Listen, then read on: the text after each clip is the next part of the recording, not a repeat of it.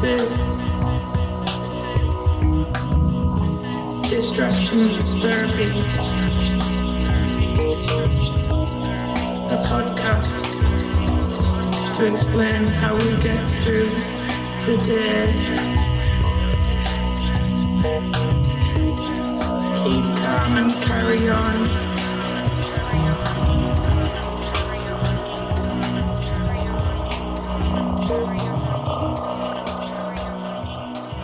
Hello, it's Friday the 3rd of April, and this is the first podcast for distraction therapy. And I thought, my name's Rob Watson, and I thought what the idea really was just to kind of contact people I know and I've known for a while and have a chat. But rather than just, I'm doing this a lot over things like Skype and Zoom meetings all the time at the moment. And I thought, actually, some of these conversations are really interesting. So just to have a chat with people I know and find out how they're getting through the day is the general theme. So it's a mix of topics that we're kind of generally interested in. So today I'm joined by Eric Chowanietz, who I worked with for a long time at De Montfort University in Leicester, and is now self-described as a semi-retired academic and engineer. So how are you, Eric? I'm fine, thanks, Rob. Just relaxing today. You sound very relaxed today. You must be somewhere comfortable. I imagine you're lounged on a bed or something. Is a chaise longue? Yeah, well, I'm sitting on a sofa actually. But I've just had lunch, watched TV a little bit. So it's been a slow day. Repaired a bath tap this morning, but apart from that, not done much. It's the temptation, isn't it? You've got plenty of jobs to do around the house, but you actually say, you know what, let's do it tomorrow. Is that something that's taken over? Well, yeah, I mean, I think when, with this lockdown stretching, I suspect a couple of months at least, then, there is a temptation just to put things off and say, well, I can do it next week or the week after that. I have tackled a few little jobs. The car one's cleaning. And I need to paint the bathroom ceiling. I've got those two things to do. But apart from that, there's not a lot to do. Do you think? I don't know. Do you think we'll look back on this period in years to come as I mean, I know there's a very very serious side to it, and quite awful side to it. But also there'll be a side to it where we'll kind of look back on it and say, it was actually, it just seemed a bit unreal in many ways.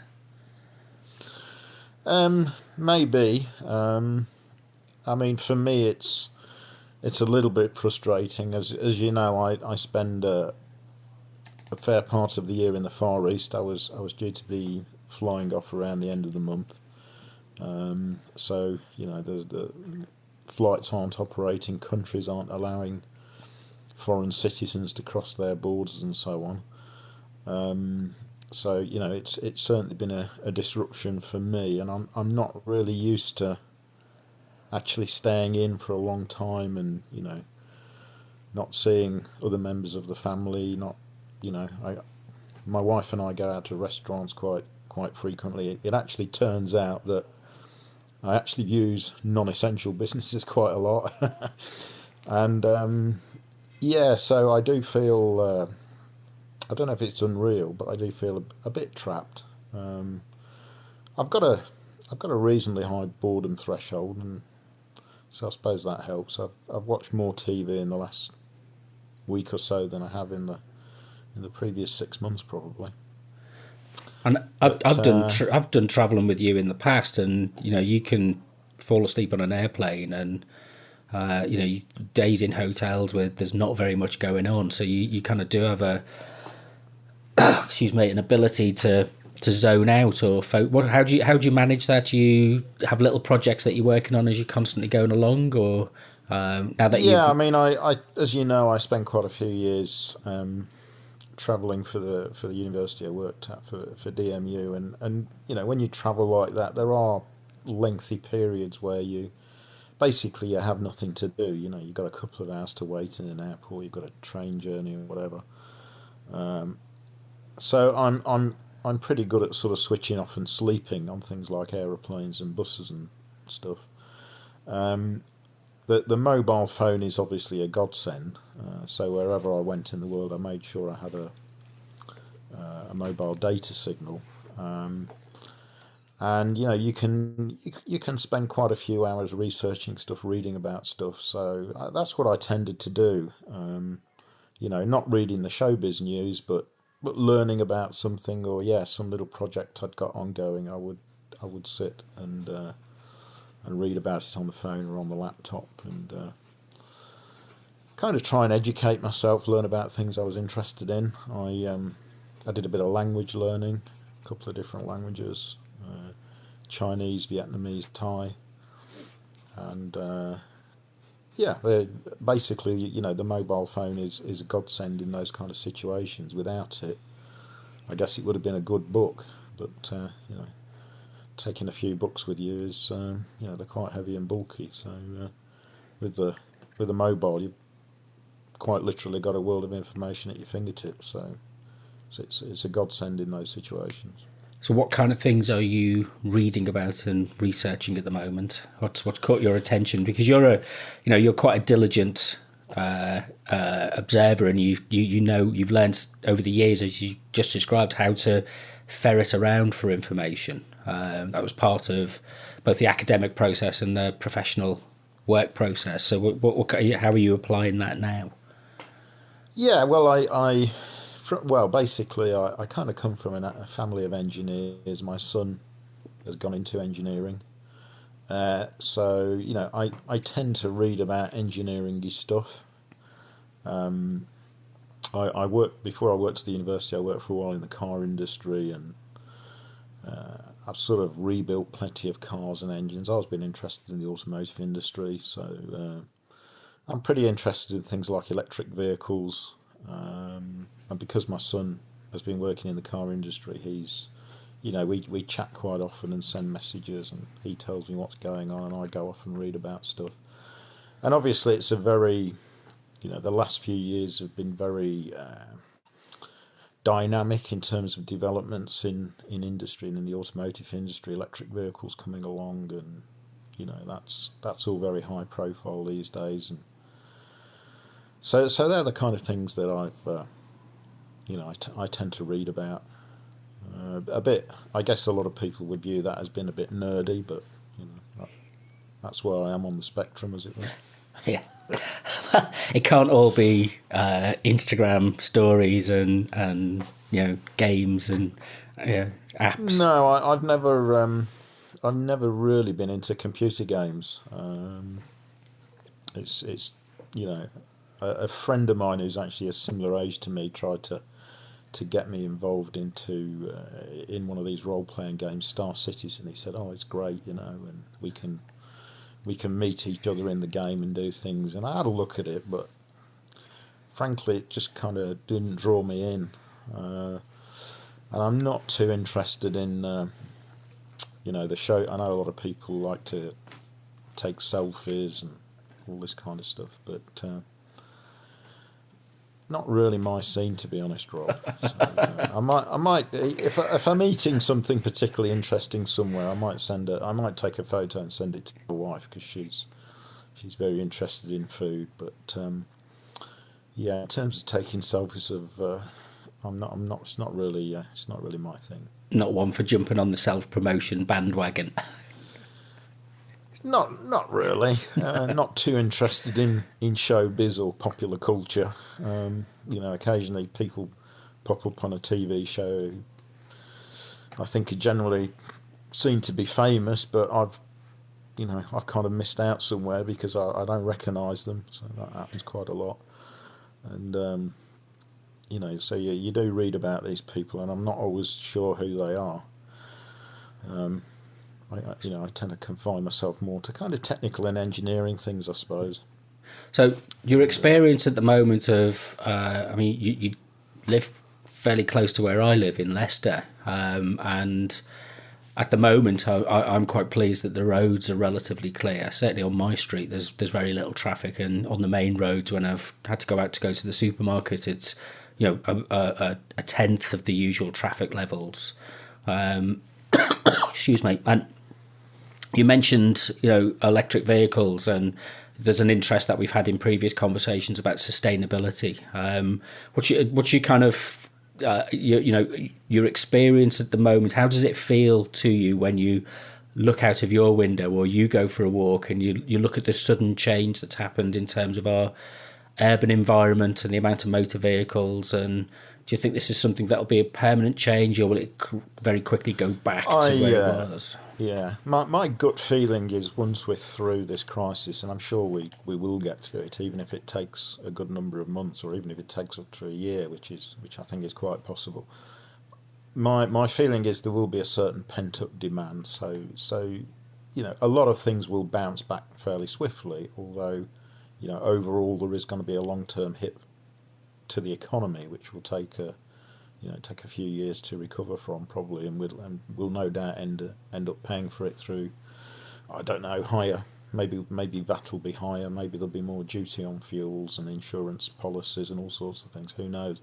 But I'm sure we'll end up paying it back. But I'm sure we will bounce back. Even a 5% or 10% hit to the economy is recoverable after a few years. In terms of what I'm seeing, I mean, where I live, I can see the traffic coming around by the Holiday Inn, and it's actually a little bit busier than I would have expected. We still see a fair amount of traffic down that road, and out towards Hinckley Road, King Richard's Road, that area. So I guess I believe around 25% of people are still working. That's essential workers and so forth. So there is still some activity. I did look on the Leicester air quality site. I think it was on Wednesday, and the AQI was 21, which means the air quality is very good. That's well into the green, as it were. That means the air is clean. So that's probably the cleanest the air's been around Leicester for a long time. So yeah, certainly reduced traffic is a huge factor in that, and of course all sorts of other industrial processes have closed down as well. So there are fewer businesses, paint spray shops and things that produce organic emissions and what have you have ceased. So yeah, the air quality is a lot better, but I guess in the grand scheme of things, it's going to be a maximum of a few months or maybe up to a year, and then we'll be back to where we are before, really.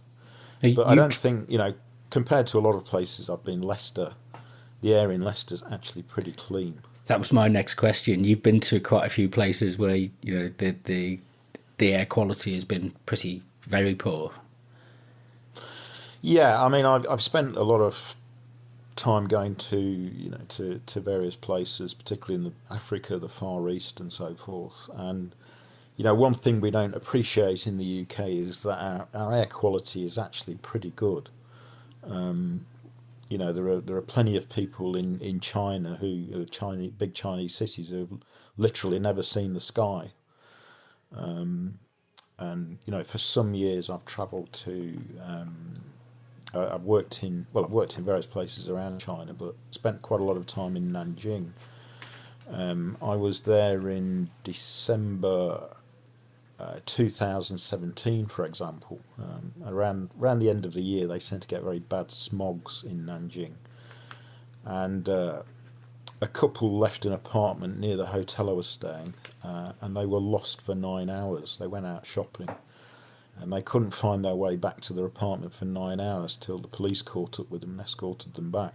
You literally couldn't see across the road. And that's not a fog, that is a smog. It's extremely unhealthy, and if you walk outside for more than 10-15 minutes, you do actually start to feel ill. And when these smogs occur, they often shut the airports, they'll close the motorway. If you go downstairs in the morning, look at the cars, there'll be a brown layer on top of the car, and you'll see drivers getting into the cars in the morning, fetching out a big cloth and cleaning this layer off the windscreen, so they can see where they're going. So yeah, the air quality in the UK is, compared to a lot of places in the world, is generally very bad. In the UK it's generally very good. In the rest of the world, a lot of the developing world, a lot of Asia, it's very poor. The AQI at the moment, as I said, in Leicester is around 20. I was in Thailand in January and February, and the AQI was, I think one day it was about 180. Gosh. So that gives you a measure of the distance. That was largely due to the direction of the air. The air was coming down from China, so there was a lot of pollution being brought down from China. And also in January they tend to be burning the sugarcane stubble in Southeast Asia, in countries like Thailand, Cambodia, and they've harvested the sugarcane. They burn the remaining of the crop, so you get this crop burning, which they seem to do in the evenings. So you get up the next morning and your car is covered in black soot. But yeah, air quality is a serious problem in a lot of the world. Fortunately, in the UK, probably with the exception of parts of London and possibly Birmingham, I guess, our air quality is actually quite good. We have very stringent legislation on industrial emissions, on vehicle emissions. Our cars are MOT'd every year and the emissions are checked. That doesn't happen in a lot of countries. So, we're quite fortunate in that regard. Do you think that'll be tightened up even more in the coming years? Inevitably. Well, it is being tightened up. I mean, we can see the legislation that's coming. In Europe, we have the so-called Euro emission standards for vehicles. So at the moment, we're just moving from Euro 5 to Euro 6. So, the amount of emissions from cars is now actually very small. And we've got to the point now where actually, if you look at the particle emission, the dust, if you like, 2/3 of it doesn't come from the engine of the car. It comes from the brake pads and from little particles of rubber from the tyres and so forth. It's actually the erosion of mechanical components rather than combustion. Only about 1/3 of the particulate emissions are now from combustion. And that's one of the reasons why electric vehicles won't push down a lot further on those kind of particulate emissions, because electric vehicles still have brakes and tyres and everything else. So we're kind of very much into diminishing returns. Yeah, it's that principle, isn't it? The first 10% is easy to change, and then subsequently each 10% later on gets twice as hard to change, exponentially more difficult to change, and you're trying to squeeze the change out of the last 10% is almost impossible.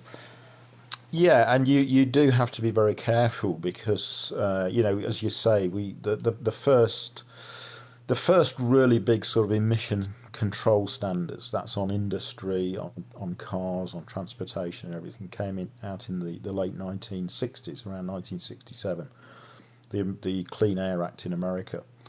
And we saw this huge, over the space of about 5 or 6 years, and we saw a huge reduction in emissions. In other countries, Europe, Japan and so on, adopted these more stringent emissions requirements. So in terms of air pollution, we saw these massive drops, a factor of 10 or more in the space of 6 or 7 years. Now we're into a situation where we're just gaining a few percent each time we introduce new legislation. And the issue with that, in order to get these small improvements, you have to throw a lot of technology at whatever it is you're designing, at your car or the aeroplane engine or whatever else. And of course that technology has a cost, and very often a lot of the technologies that we're using demand quite rare and expensive materials. So, if you look at a traditional, 10 or 20 year old car, the engine was mainly built from aluminium and iron and a few other bits and pieces, chrome and a few other relatively common and cheap materials which were quite easy to recycle. If you look at an electric vehicle uses an awful lot of quite rare, very expensive and difficult to recycle materials. And it's quite energy intensive in the manufacturing process. So, typically if you look at a vehicle, what a lot of people don't realise is that roughly half of the emissions over the lifetime of that vehicle occur during its manufacture. The other half occur during its use. So, I think we do need to focus more on the use of materials and manufacturing processes. And one thing that annoys me in particular is the repairability of engineered products. We tend not to repair things much anymore. We tend to throw them away. So, for example, when I was a kid, and possibly, anybody who's listening who's in their sort of 40s, 50s or older, I can remember my dad repairing an iron. My mum's iron went wrong, and he went to the hardware shop, and he was able to buy a new element for the iron, spend 30 or 40 minutes taking the iron apart, put the new element in, and he'd repair it. Nowadays, your iron goes wrong, you tend to throw it away and, onto Amazon or down to Argos or whatever and buy a new one. And that does concern me, and it concerns me even more that, some manufacturers seem to purposely make products difficult to repair. Apple tend to do this with the iPhone. They restrict the supply of spare parts and so forth to their agents. So very often the repair is very expensive, and that means people tend to, dispose of the phone and buy a new one. Tesla of electric car fame, they are notorious for locking down repairs into their ecosystem. So if a Tesla car is quite badly damaged, they will remove the ability for it to be fast charged. So even if somebody repairs it, you can't use their fast charge. They tend to control everything, which is a concern.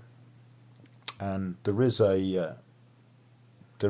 European directive coming through, I believe, which says that things should be repairable for up to 6 years. So they're trying to encourage manufacturers to make spare parts available and to make documentation available, repair manuals available, so that stuff can be repaired. But it kind of does distress me when I see, quite new products, flat screen TVs that are not very old, but they're out of warranty, they go wrong, and somebody throws them and buys a new one. Well, there's a lot of expensive and rare materials used in a lot of these products.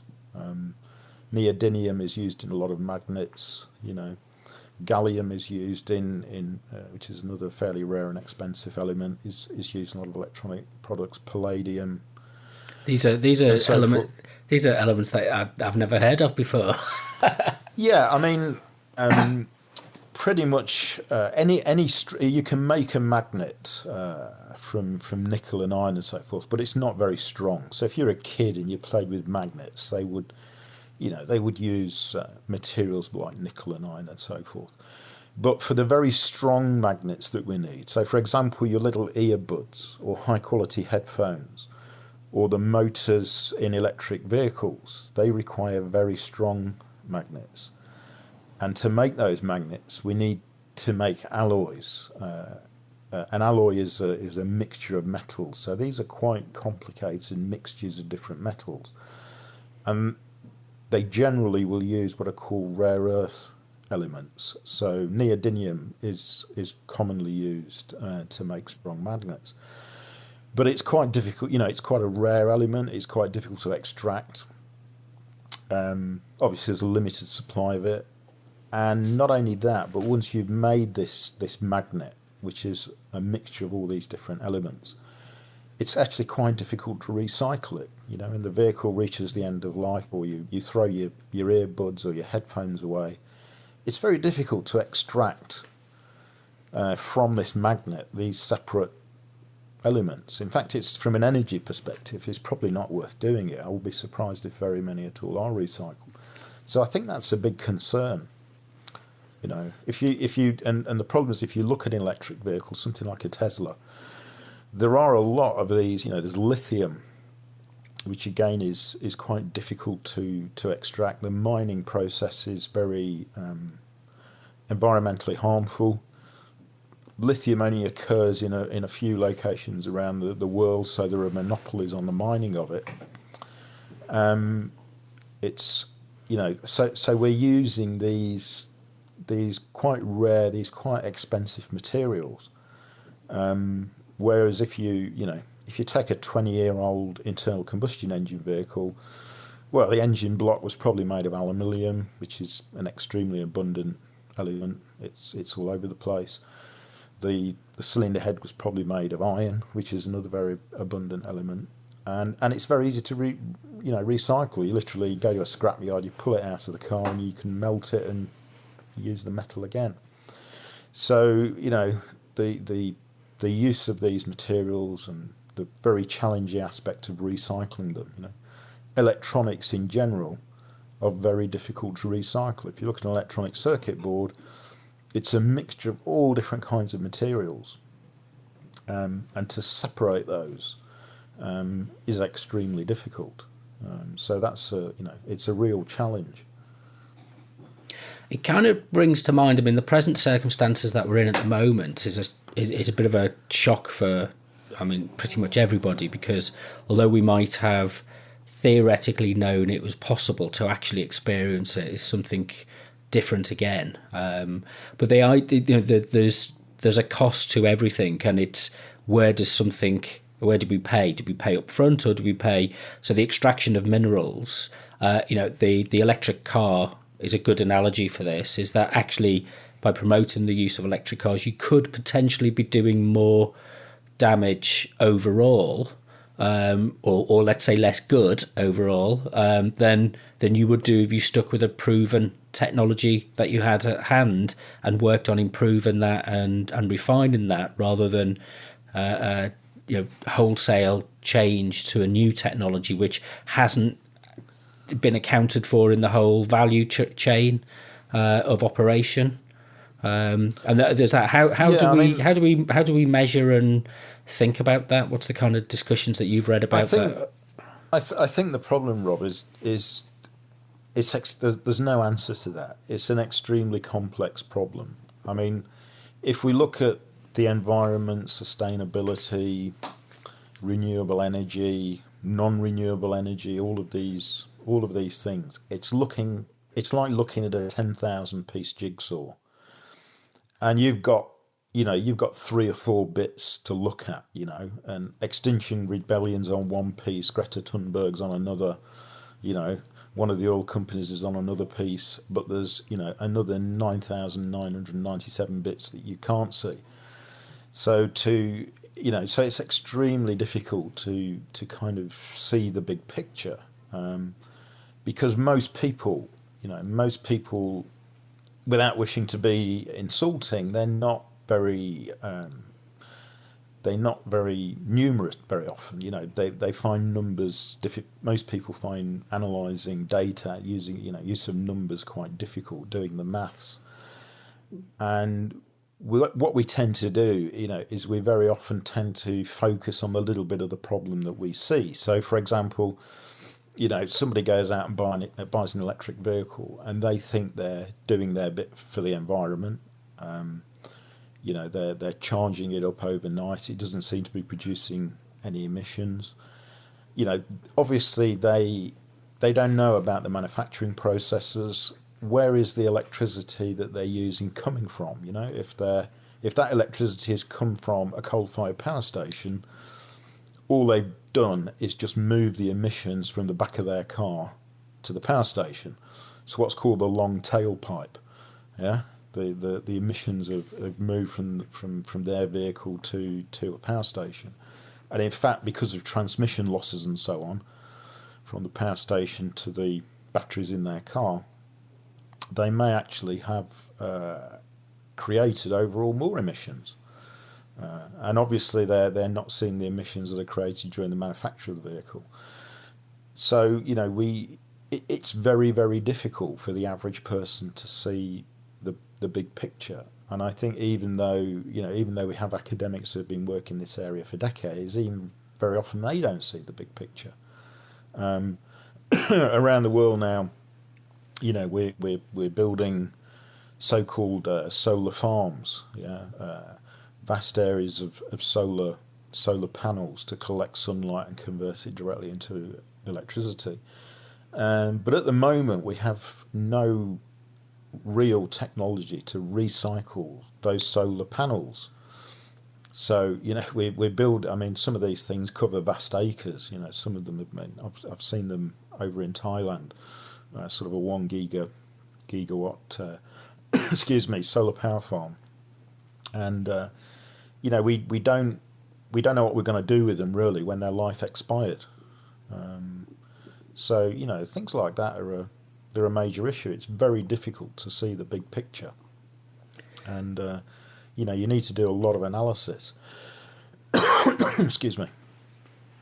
Usually, one of the arguments about the justification for environmental social behavioural change is that when China is making enough electric vehicles and electric scooters, then it suddenly becomes the cost is pushed down dramatically.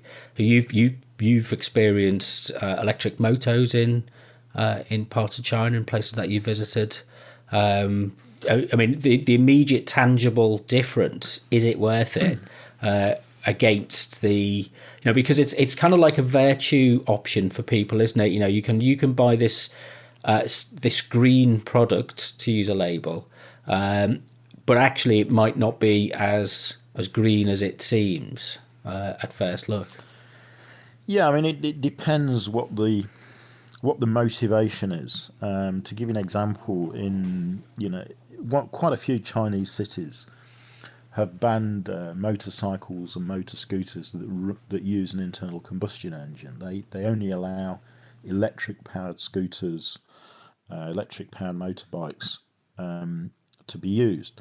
Now the reason for that is to reduce air pollution within the city, because the emissions, obviously if you're using a motorbike or a motor scooter within the city centre, the emissions tend to be trapped within the city centre.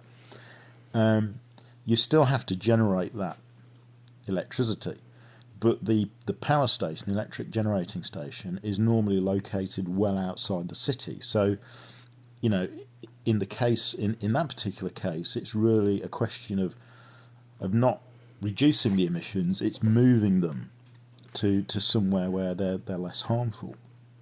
So, so there's that aspect.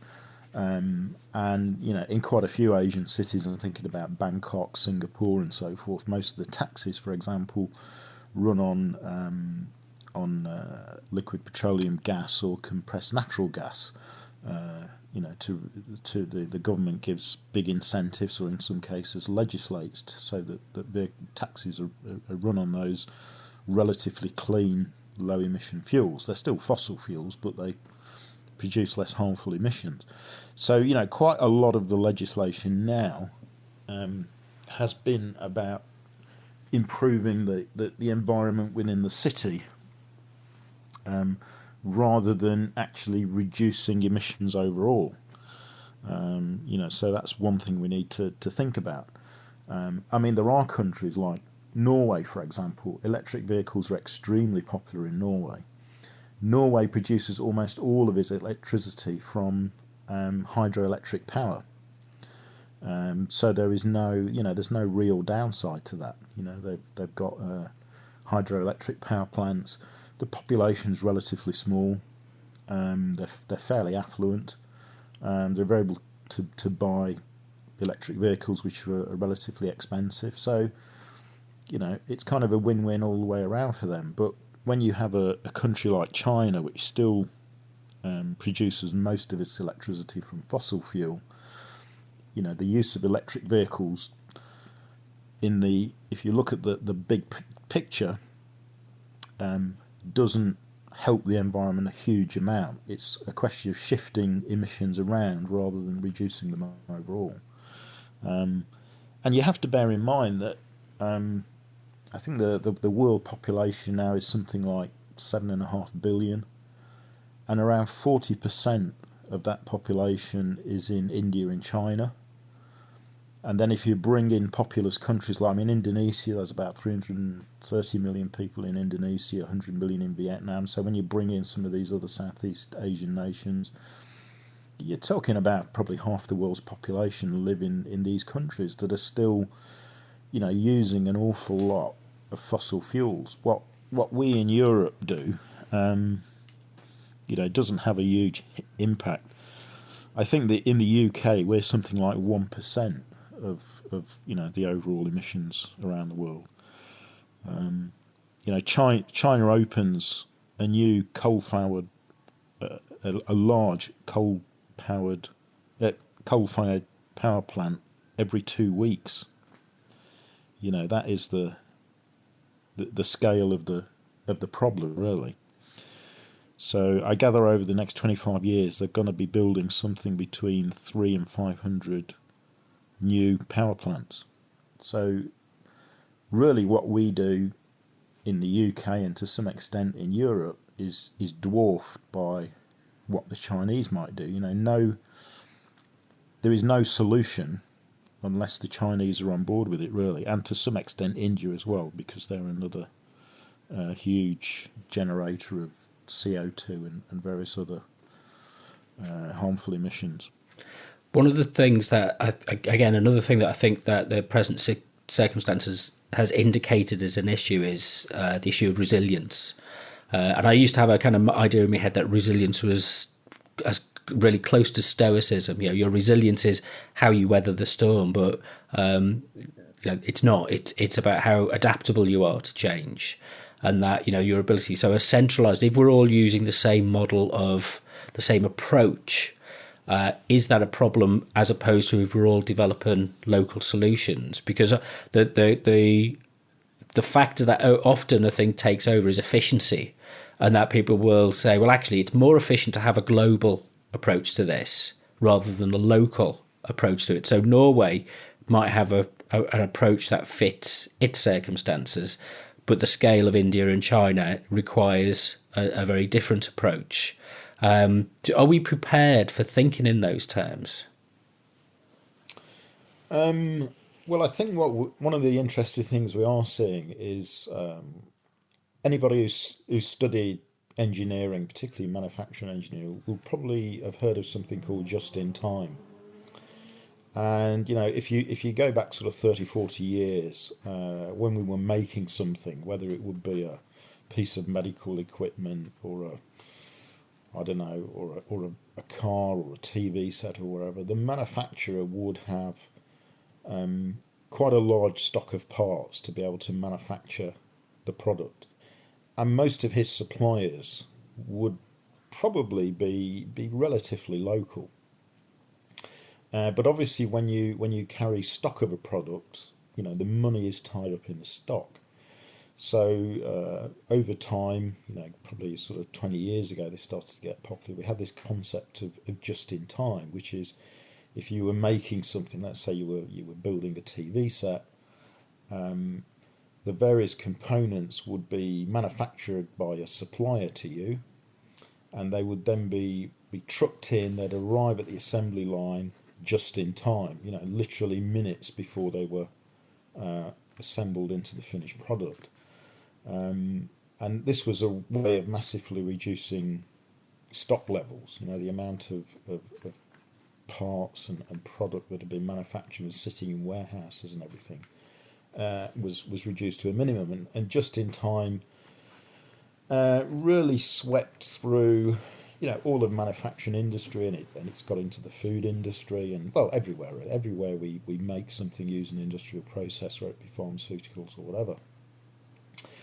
And one of the consequences of that is that when we're in the current situation, if one of those suppliers is in a different country and stuff is being flown in, then you've got a problem. You can't make the finished product, and we source parts, components, materials so widely now that any disturbance to the sort of global transportation system results in a collapse. We can no longer make things. So you might have seen on the news recently that until a couple of weeks ago, some Jaguar employees were flying to China and putting components in suitcases and flying back to the UK to try and keep the production lines going. They've since actually decided to stop production. But that's the kind of situation we get into now, and there's the whole business of face masks. That we don't actually make many in this country. We're shipping them in from places like China and India, and now we're trying to find UK-based companies who can manufacture them locally. So we've got this, so we've ended up with this incredibly interconnected global economy where components and materials are coming from every corner of the globe, and any minor disturbance to that, and we've got the kind of problems we've got now where we don't have these ventilators. There's a worldwide shortage. We're struggling to find face masks, and even fairly basic things like plastic aprons for hospital staff. We're struggling to get hold of them, which seems incredible, really, because the numbers that we require in the grand scheme of things are not that great. We're talking about a few thousands or maybe 10,000 of these items, not astronomical numbers. So yeah, it does seem that we are not very resilient, and what are the kind of things that we maybe can do to increase our resilience? Then is that a case of putting in a more latitude, if you like, and oversupply, or is it a case of doing things more locally, making sure that there's local production available, so that you're not dependent on the chain of production? Which kind of things work well in an engineering sense? Well, my guess is that already there are people in government thinking about the fact that maybe we really do need some domestic suppliers of raw materials for drugs, for protective equipment,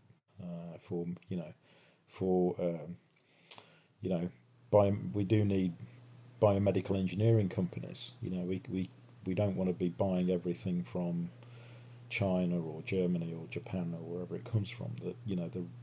We do need to. I think until this crisis has come upon us, everybody's been chasing down costs, and if you could, if you had a supplier in Rugby or one in Beijing, and Beijing was a couple of pennies cheaper, then you'd go for you're almost obliged to go for the cheapest supplier. You didn't necessarily take into account security of supply, and my guess is now they're going to look at, in certain areas, they're going to look at what's the strategic necessity. We're going to think a little bit more strategically, and maybe we do need to pay a little bit more for certain products, for certain items, in order to support local production. I mean, the risk and the danger is that could, a domino effect of, if you like, nationalism and national interest, is that we everybody then becomes dependent or looks to their own resources, and that it then becomes a trade-off, in a very negative way, between competing interests, and that we've seen, history has taught us lessons about that, I suppose. Yeah, Whereas I mean, the idea is really what we should be doing is keeping the flow open as much as possible, but diversifying. One of the things I'm kind of interested in is the notion of decentralization. Is that we've there's the panic buying that supposedly swept the UK. I saw a good piece in the Observer with. What's his name? I'll remember his name in a second. And it was about the idea that there wasn't actually panic buying. What happened was that some of the newspapers picked out one or two examples where there was an outburst of panic buying, but most of it was people just stocking up on things that they needed for the week because they had to change their pattern of behaviour from eating out to eating at home and the family eating at home. So that wasn't necessarily panic buying, but that small change in the system, in the trend, if you like, the behavioural trend, meant that the system couldn't cope because it was, as you say, it was balanced on a knife edge as to improve its efficiency and its profitability levels. And perhaps we need to widen the knife so it's not an edge in that way. Yeah, I mean, I think the supermarkets is quite a good example because obviously prior to this coronavirus crisis, a lot of people were out of the house during the day. They were eating in restaurants, in works canteens. They were buying sandwiches from Greggs or wherever, and those channels. We're still eating probably about the same amount of food, but the channels of those channels have closed off, and it's all has to come through basically the supermarkets now. So the supermarkets have had to take up, that part of the food supply, food distribution. Yeah. In terms of the earlier part of your question, where you were talking about the potential for nationalism and we're only going to buy what's made in England and so forth. I mean, to some extent, we do already. The government already does take a strategic view in certain areas. So, for example, in defence and arms, there's a strategic view taken to support UK companies in nuclear power. The government tries to make sure that there's a capability, that we have people with the right expertise, we have companies that can undertake certain processes because we've got an existing nuclear power industry that needs to be maintained.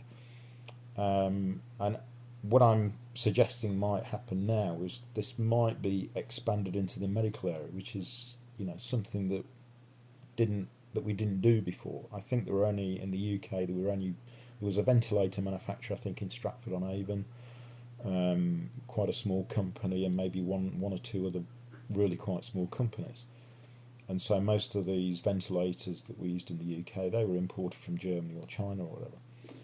But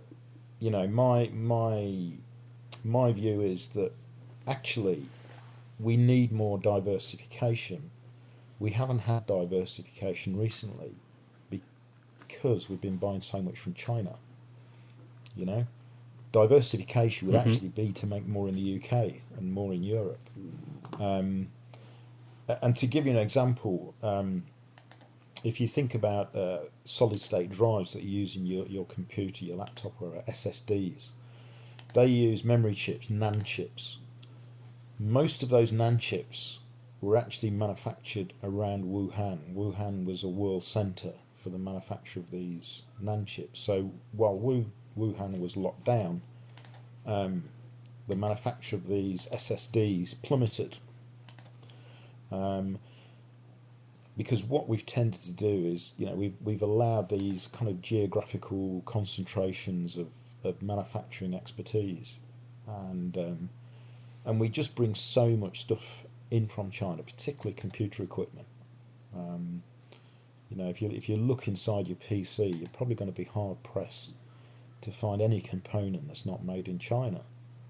And we need to think about diversification. That doesn't necessarily mean making it in the UK, but it might be, supporting manufacture somewhere in Europe, for example, to give us a little bit more diversity. So yeah, I think this is this is probably a bit of a wake up call, and I'm guessing a lot of manufacturing companies are going to be looking at their supply chains in future and thinking about, well, what happens if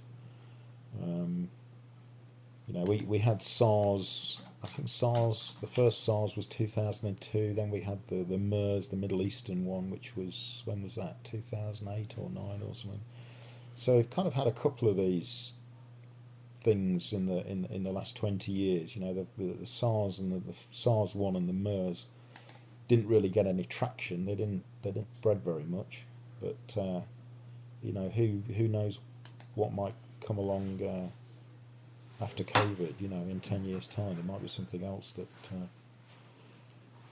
has a similar impact. So we need to prepare, I guess. Yeah, that brings me to the third theme that kind of is really kind of occupying my mind, which is insurance, and what do we need to do, and it's not just insurance in terms of financial insurance, kind of taking out your house policy so that you got, if something goes wrong, you've got something to pay for something, but insurance in terms of our capacity and capability to be resilient and sustainable, and the general sense of the level of education and our health and well-being, and there's some indication that the majority of people who are being affected the most when they suffer from the coronavirus are the people with underlying health issues. Not all, but most have an underlying problem, and many of those are, as Michael Marmot indicated in his report a few weeks ago, are social health problems. So smoking, poor diet, lack of exercise, stressful working conditions, that kind of thing. What would be your, kind of, how would we build up an insurance based approach, a risk, if you like, approach to any potential problems in the future? Yeah, I mean, I think that's got that's a problem with lots of facets to it. I mean, I think one thing that's kind of long been a concern is the reliance on in the health service on bringing staff in from overseas. So we've got a lot of nursing staff, a lot of doctors and so on are either EU or immigrants from outside the EU and so forth, and kind of makes you think that we're not doing enough to train locally. So I think it's that's a dangerous dependency. So yeah, we do need to make sure that we've got adequate education, that we've got the kind of skills base that we need. I mean, it's very difficult to direct people. You and I have both worked in universities, and there are countries that tell their students what they're going to study. China being one of them. Whereas in the UK, we tend to be we've got quite a laissez-faire HE market where fees are essentially pretty much the same for all courses, and students tend to follow their interests and their instincts and so forth, and sometimes in discussion with the parents, often not. But maybe we do need to think about in some way persuading or encouraging people, perhaps through bursaries or better bursaries than there are now. Well, the one of the remarkable things that happened the other day was the cap was reimposed on universities, and the free market of recruitment was taken away without a footnote. I guess that was more to protect some of the financially vulnerable universities than anything to do with a grand overarching strategy in terms of what kind of expertise we need, what kind of graduates we need. I think that was just But it kind of indicates, though, doesn't it, that the lack of resilience that was built into the planning models for the marketisation of universities, for example, or the marketisation of healthcare, there are limits to that we kind of need to have very frank discussions about. And where do we draw the line in terms of fate? I've known you for a long time, and I would, in the most generous way possible, describe you as fatalistic. No good deed goes unpunished is one of my favourite expressions that you use. So without being, should we be? We need people to be fatalistic when things could potentially be disastrously wrong, but we live in a world of. Sometimes it's like hopeless. I'm a romantic optimist, and I could charge in and everything's going to be wonderful and amazing. And how do we get the balance right in that kind of balance of views? I think it's very difficult. I mean, the thing is that different countries, different nationalities, different societies have a different mindset. There is a British mindset. And if you go to Germany or France or wherever, you will find that, as a general rule, the population, because of their culture and what's happened over generations, they do think a little bit differently. And if you were to contrast somewhere like the UK, which is really quite free market, and we've seen in this last election, how a lot of working class people voted for a government which has really got quite free market policies. You contrast that, say, with some of the Scandinavian countries, which have much higher tax, much higher levels of social protection. They spend a lot more on the health service. These are big differences, and it takes generations for those to change, doesn't it? And I don't really see, much of a sign that things are changing in the UK very much. I mean, we all, everybody says they love the NHS and so forth. But, it still seems that we're reluctant to spend, say, as much as the Germans spend on healthcare. I think they spend around 50% more overall than although that might change in the analysis after the present crisis has dissipated. Yeah, well, absolutely. Well, the thing with health, of course, is that most people don't really value healthcare until they need it. They object to paying higher taxes for healthcare until they get sick, and suddenly they'll pay any amount of money. And it's interesting. I think it was just the other day. Was it yesterday or the day before? The health secretary was basically tore up 13.9 billion pounds worth of NHS debt. At a stroke, that was just gone. Which is ideology has gone out of the window, hasn't it? Absolutely, yeah. That was inconceivable. 2 weeks ago, we've suddenly become, a very sort of almost socialist society, haven't we? Money's been handed out left, right, and centre. There's a terror of an economic collapse. I think there's possibly also a fear of civil unrest, which might be motivating some of this. When people have got no money and they can't eat, they get hungry, they get angry, and maybe the government had one eye on that. So we've suddenly had all these billions. It's something like 3 times as much as Corbyn was proposing, I think, before the last election. Vote Johnson, get Corbyn. It seems to have been the irony. Times 3, Yeah. in terms of expenditure. So it's really quite remarkable. But one of the things I was talking to friends about, which is probably we've pushed the reset button, and I guess after this, health spending is probably going to be a lot higher. We were running at the NHS at sort of 110% capacity. Well, probably we're going to start now running it at less than 100% capacity. Build up the capacity, yeah. We're gonna build in some headroom there, so that if and that's going to require we can actually do it. And that's going to require a lot of money and investment, and it's going to require possibly, more more nursing courses, medical schools to expand, maybe, building more hospital wards. I forget the figure, but I think over the last 10 years, the number of hospital beds had been reduced by some huge figure in the thousands, and I guess that may well be reversed now. I guess we're all finding out, what's important. Well, we live in interesting times. We're nearly out of time, so we're nearly at the hour.